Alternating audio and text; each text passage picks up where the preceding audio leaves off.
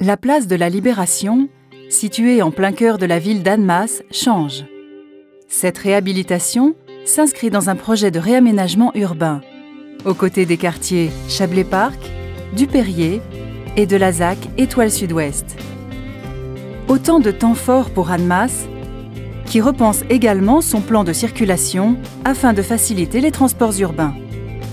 Après un plan de travaux s'échelonnant sur 2 ans, la place de la Libération devient un nouvel espace à vivre pour les Annemassiens. La première étape du projet de la place de la Libération a permis de voir disparaître l'ancien parking extérieur.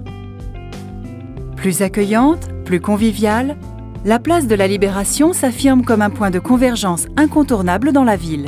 Les rues entourant la place s'embellissent, avec notamment des terrasses en bois.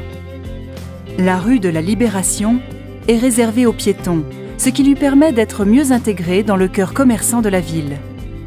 L'avenue Alfred Bastin sera désormais uniquement réservée au passage des bus. Le nouveau parking souterrain met à disposition 300 places supplémentaires, soit 634 places au total. L'avenue Louis Pasteur sera de son côté dédiée au passage du BHNS, bus à haut niveau de service, tout comme l'avenue Jules Ferry. L'espace central a été repensé afin de permettre aux Annemassiens de se réapproprier leur place. Une traversée est aménagée, ponctuée par 4 miroirs d'eau. Après avoir été démonté et entièrement ravalé, le monument aux morts a quant à lui retrouvé son emplacement initial. Des couverts, installés aux sorties des parkings, longent la rue de la Libération et l'avenue Jules Ferry. Le marché bi-hebdomadaire s'offre lui aussi une véritable cure de jouvence et a un nouveau lieu sur la place après avoir été déplacé le temps des travaux. 2 espaces détente recouverts de bois et équipés de chaises et de bancs sont aménagés aux entrées de la place.